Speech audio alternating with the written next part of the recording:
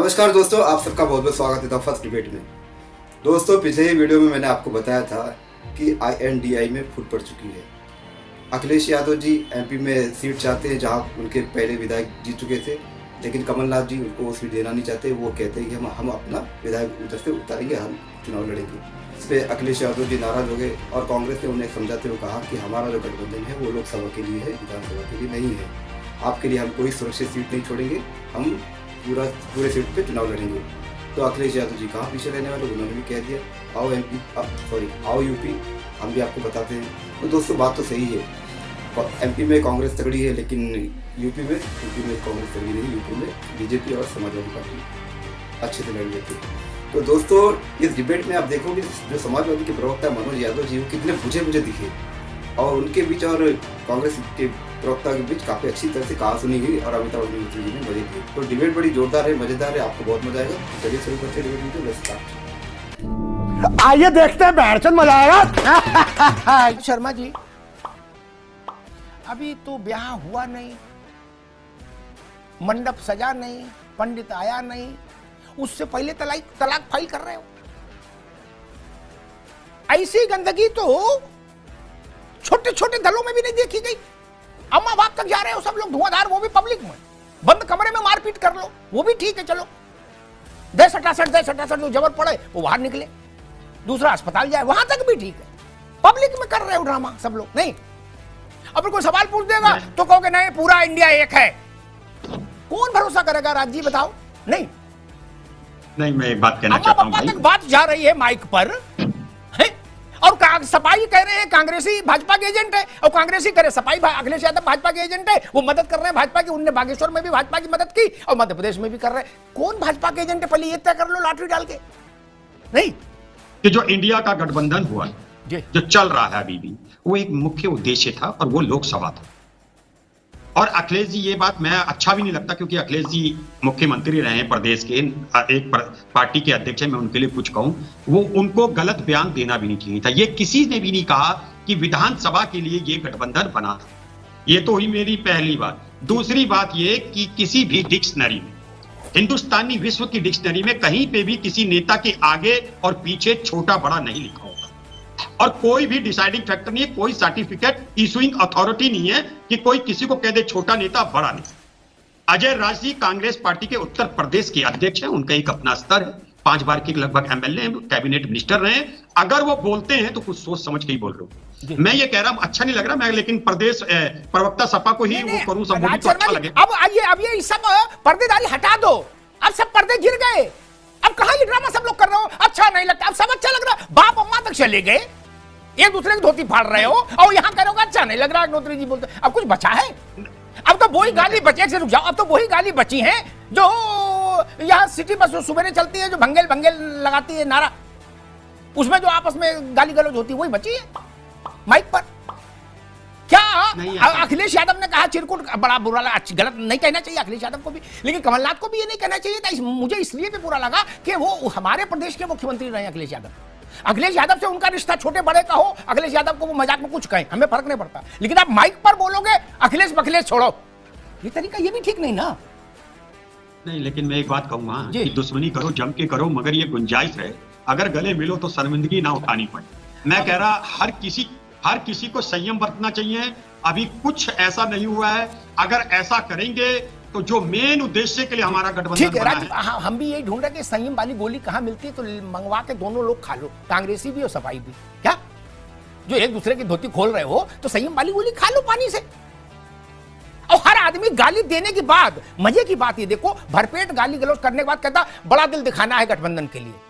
मैं कहता हूं दैया इतना बड़ा दिल तो दिखा दिया, इतना गाली गलौज हो गए, अब इसके आगे और बड़ा दिल दिखाओगे? अभी अम्मा पापा तक तो चले गए, अब कहां तक जाओगे बड़ा दिल दिखा के? मनोज यादव जी, ये बड़ी स्थिति खराब हो गई। रिश्ता बने नहीं बने, पटे नहीं पटे, मन मिले नहीं मिले, नीति मिले नहीं मिले, साथ चले नहीं चले, सबकी स्वतंत्रता है, कोई किसी का बंधुआ नहीं। लेकिन ये इस ढंग का भाव भाषाई स्तर हो जाए। अच्छा, बड़े नेता जब आपस में कटाजुच करते हैं तो नीचे वाला तो बिल्कुल बेकाबू हो जाता है। वो तो ऐसी ऐसी भाषा लिखता है सोशल मीडिया पर उन अंगों का उल्लेख करके जो बोली नहीं जा सकती। खेले पड़े सब लोग धुआंधार।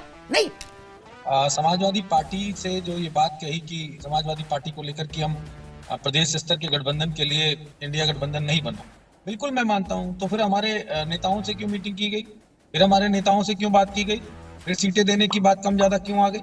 ये बातें मेरे ख्याल से अपमान करने के लिए ही की गई हैं। और या तो हो सकता है कांग्रेस का कोई बड़ा राजनीतिक स्टंट हो, समाजवादी पार्टी को एम्बेरस फील कराना चाहते हो, समाजवादी पार्टी को इस तरह की बात बताना चाहते हो कि आपका कोई अस्तित्व नहीं है। ठीक है, अस्तित्व नहीं है, लेकिन अमिताभ जी याद करिए, अगर 114 सीट पाके बीजेपी क्या सरकार बना लेती, बीजेपी कांग्रेस बना लेती बीजेपी के सामने क्या? अगर 2 सीटें मायावती और 1 समाजवादी पार्टी की सीट का ना मिलता समर्थन, तो क्या बना लेते क्या? ये दरअसल में इन्हें एरोगेंसी इस बात की अमिताभ जी कि हम बीजेपी को समर्थन देंगे नहीं, क्योंकि हमारी वैचारिकता उनसे मिलती नहीं है, हम उनको समर्थन देंगे नहीं, तो जाएंगे कहाँ जाएंगे? जाएंगे इन्हीं के द्वार। तो ये अपना एटीट्यूड दिखा रहा है, और मुझे नहीं लगता है कि किसी भी राजनीतिक दल को एटीट्यूड दिखाना चाहिए। दूसरी भी रणनीतियां हैं, दूसरी भी रास्ते हैं, दूसरे भी तरीके हैं। ऐसा नहीं है कि हम नहीं दे सकते हैं समर्थन किसी दल को तो कोई और रास्ता नहीं हो सकता। ये बातें कह के आप ये सोच रख के मेरे ख्याल से आप गलत रास्ते पे जा रहे हैं। और मैं एक बात कहूंगा, कांग्रेस को बड़े दिल के साथ राजनीति करने की आदत डालनी चाहिए। अगर आपको ये आदत नहीं है तो मेरे ख्याल से आप इसी तरह लगातार हारते रहेंगे। गठबंधन इम्तिहान में उतरने से पहले उसकी खिड़की हिलने लगी, उसकी दरवाजे हिलने लगे, कब्जे ढीले हो गए, और छोटे लोग लड़ाई में नहीं उतरे। पहले बड़े उतरे, बड़ों को बकअप करने के लिए चीयर गर्ल्स के तौर पर छोटे लोग कार्यकर्ता उतरे। मुख्य लड़ाई तो बड़े नेताओं ने शुरू की। कमलनाथ जी छोटे नेता नहीं, अखिलेश जी छोटे नेता नहीं, उत्तर प्रदेश में अजय राय जी भी छोटे नेता नहीं। राज शर्मा जी, कांग्रेस की जो सबसे कमजोर नब्ज है उत्तर प्रदेश में वो अमेठी, रायबरेली, सुल्तानपुर है। गांधी पट्टी जो थी कभी, अब तो नहीं, जो कभी थी। ठीक, नई कॉन्स्टिट्यूंसी इतनी जल्दी बन नहीं सकती, लड़ना वहीं से पड़ेगा जिसको भी लड़ना होगा, चाहे प्रियंका जी लड़े, सोनिया जी लड़े, राहुल गांधी लड़ना उन्हीं 3 में से कहीं से पड़ेगा। ठीक, तो कांग्रेस, अरे सपा भी जान गई कि गुरु अब आया ऊंट पहाड़ के नीचे, और वो बात अब पर्दे में नहीं रही। अखिलेश जी ने भी साफ कह दिया कि अमेठी पर सुनने के लिए तैयार रहिएगा। क्या? और जो नीचे की रैंक एंड फाइल है वो तो कही रही है कि अमेठी जीत के दिखा दो हमारे बिना, रायबरेली जीत के दिखा दो। स्थिति यहां तक पहुंच गई राज शर्मा जी। अब इतिहास तो ये बताता है कि रायबरेली और अमेठी में सोनिया जी के और राहुल गांधी के खिलाफ मुलायम सिंह के समय से ये सपा ने इस व्यवस्था का पालन किया कि उम्मीदवार नहीं लड़ाया जाए। आपके बड़े नेता इस काम को अच्छे से कर रहे हैं, फिर आप लोग इतनी मेहनत क्यों कर रहे हो? आप लोग तो फुकनी रखो। पहले जब चूल्हे पर खाना बनता था फुकनी रखी जाती थी, बस ये काम करो। बाकी बड़े नेता तो हवन सामग्री डाल ही रहे हैं, आप काहे को लड़ रहे हो? जब नेता ही लड़ रहे हैं तो कार्यकर्ता को तो थोड़ा थोड़ा बीच में फूंक दो। बस मनोज यादव जी, जो एक फील बनती है, जो एक धारणा बनती है, जो एक नैरेटिव बनता है, वो ऐसी घटनाओं से कमजोर होता है। सारा खेल इस बात का नहीं कि भाई 2 पार्टियां एक साथ प्रेस कॉन्फ्रेंस कर दें, इससे एकता नहीं। कहा जाता है कि गठबंधन होता नेताओं के बीच में है, लेकिन जाना उसको जमीन तक पड़ता है, क्योंकि वोट तो जमीन से आना है। 2 नेता मान लीजिए मिलकर बैठ के आज फैसला कर दें, जरूरी नहीं जनता माने। और इसका उदाहरण हम लोगों ने देश भर में कई जगह देखा, और रिसेंटली 19 में उत्तर प्रदेश में देखा। अजीत सिंह, मुलायम सिंह, मायावती एक साथ थे, उसके बावजूद क्या स्थिति बनी? इस ढंग के तूतू मेमे ने उस नैरेटिव को खराब कर दिया कि सारे लोग एक साथ हैं, जान लगा देंगे जी जान से, और सब बड़ा दिल रखे हुए हैं, और सबने बैलूनिंग करा ली है बड़े दिल की। नहीं, अब स्थिति ऐसी हो गई, जो आपका समर्थक भी होगा आप लोगों का, चाहे जयंत चौधरी का, चाहे अखिलेश यादव का, चाहे राहुल गांधी की पार्टी का, वो भी सकते में होगा कि यार ये क्या हो रहा है। नहीं, देखिए अमिताभ जी, एक महत्वपूर्ण बात ये सामने आनी, अगर आज कांग्रेस ये बात कहने पे उतारू हो गई है कि जैसे कमलनाथ जी ने कहा अखिलेश को छोड़, यानी कि उन्हें कंप्लीट विश्वास है कि वो बधाई दिए दे रहे हैं। लेकिन एक बात आप बताइए, उत्तर भारत में कांग्रेस के लिए कोई भी स्टेट इतना आसान रहा है क्या? आप एक हिमाचल प्रदेश जीते हो, किस तरह जीते हो, कितने प्रतिशत से जीते हो आपको मालूम है, और चुनाव के आंकड़े भी बता रहे हैं, सीटें भी बता रही। जब इंडिया गठबंधन का गठन हुआ, नीतीश जी के सूत्रधार बने, नीतीश जी ने सभी से मुलाकात की, सबको एक मंच पे लेके आए, तो उत्तर भारत में सबसे ज्यादा अब तक अगर किसी को बेनिफिट मिला है तो वो कांग्रेस को मिल रहा है, क्या वो छत्तीसगढ़ के रूप में हो, मध्य प्रदेश के रूप में और राजस्थान के रूप में। हमें तो एक सीट का मिला अभी तक ना, जो घोसी का उपचुनाव हो, दूसरा तो अभी कोई चुनाव लड़ा नहीं है, लेकिन कांग्रेस को 3 स्टेट का मिला। लेकिन कांग्रेस ने यहीं से ही चश्मा बिल्कुल उल्टा पहन लिया। कांग्रेस को यह लगता है कि ना साहब हम सब बिल्कुल ओके हैं और हम अकेले उठा के पटक देंगे बीजेपी। आप अगर पटक सकते हैं तो पटक दीजिए, कोई दिक्कत वाली बात नहीं। लेकिन आप किसी पार्टी को बातचीत करके बात क्लियर हो जाए, रात के 1 बजे तक बात हो, इसके बाद 6 सीटें देने की बात तय हो जाए, इसके बाद आप हमारी लिस्ट से आप अपना सीट जारी कर दें, ये अपमान है, घोर अपमान है। मैं तो सामान्य बुद्धि का आदमी हूं, इतना शार्प व्यक्ति नहीं हूं, लेकिन ये बड़ा भोला सा एक सवाल है। कांग्रेस करी सपा दलाल है, बीजेपी की सपा करी कांग्रेस दलाल है। तो जब दोनों को पता था कि एक दूसरे के दलाल है, तो ये इंडिया बनाया क्यों? डॉक्टर ने बताया था इंडिया बनाओ, जैन चौधरी के लिए तो बना नहीं। काहे को बनाया इंडिया? और बनाए भी तो एक दूसरे को शामिल क्यों किए? जब आप दलाल को क्यों शामिल किए भाई? अगर कांग्रेस को यह पता था कि सपा दलाल है भाजपा की, तो आप उनको पटना क्यों ले गए, मुंबई क्यों ले गए, बेंगलोर क्यों ले जा रहे हैं और नाश्ता क्यों कराए? जब आपको पता ये दलाल है, तो आपने ये क्यों नारा दिया यूपी को साथ पसंद है, यूपी के 2 लड़के होटल ताज में साथ साथ प्रेस कॉन्फ्रेंस की फोटो खिंचाई, काहे को दलाल के साथ खड़े हुए। और यही बात अखिलेश यादव के लिए भी है। जब उनको पता है कांग्रेस ही दलाल है, जैसा आज उन्होंने कहा कि कांग्रेस ही मध्य प्रदेश में भाजपा की एजेंट है, तो उनको कांग्रेस को लग्घी से भी नहीं छूना चाहिए। नहीं, गठबंधन अस्पताल में है, ओपीडी में है या आईसीयू में है। अब ये ना कहेंगे ना घर में है, वो तो नहीं है। अस्पताल में ओपीडी में है, पर्चा बन रहा है, जूनियर डॉक्टर देख रहे हैं अभी, या incentive care intensive care unit में पहुंच गया सघन चिकित्सा कक्ष में। राज शर्मा जी। अमिताभ भाई, कहीं गठबंधन ना अस्पताल में है ना किसी डॉक्टर के पास जा रहा है। सिर्फ गठबंधन को अगर जरूरत हो तो छोटी सी, वो भी 400 mg की पैरासीटामोल की।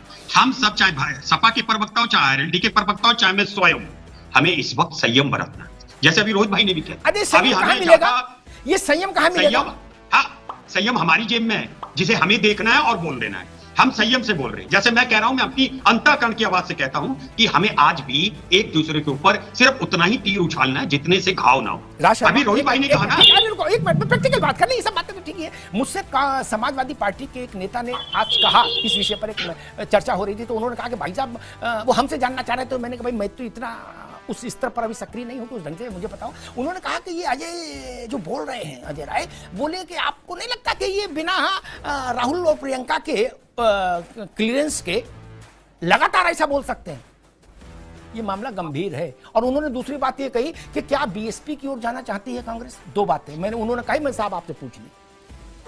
आपके एक नेता हुआ करते थे, मंत्री हुआ करते थे राजीव गांधी की हुकूमत के समय, के तिवारी, नाम सुने होंगे शायद, बिहार से आते थे, क्या मगही पान खाते थे और बिल्कुल नींबू काट कुर्ता पहनते थे, बड़े मस्त आदमी थे, भाषा के बड़े विचित्र आदमी थे, इतना गंदा बोलते थे कि गंदे में कोई कंपटीशन नहीं कर सकता था हिंदुस्तान में उनका। क्या वो ज्ञानी जेल सिंह को गरियाने लगे धुआंधार, और ज्ञानी जी थे राष्ट्रपति। ज्ञानी जी ने 2-3 बार कहा राजीव गांधी से, भाई बोले भाई डांटा था, समझा रहा हूं, देख रहा हूं। एक दिन ज्ञानी जी ने राजीव गांधी को बुलाया, बोले मैं आपकी सरकार बर्खास्त कर दूंगा अगर शाम को रात 8 बजे तक ये के तिवारी सरकार से बाहर नहीं हो गया। समझ गए ना आप? जाओ पुत्र। क्या 7 बजे के तिवारी निकाल दिए गए? क्या के तिवारी की हैसियत थोड़ी थी राष्ट्रपति पर टिप्पणी कर ले? राजनीति में यह भी होता है, टेस्ट किया जाता है कि तुम बोलो, फिर जनता माफ नहीं करेगी। तो दोस्तों, उम्मीद करता हूँ ये डिबेट वीडियो आपको पसंद आई होगी। अगर ये डिबेट वीडियो, ये कंटेंट, मेरा काम आपको पसंद आया तो चैनल सब्सक्राइब करते जरूर जाना। मिलता हूँ आपसे अगले वीडियो में, तब तक के लिए जय हिंद, वंदे मातरम।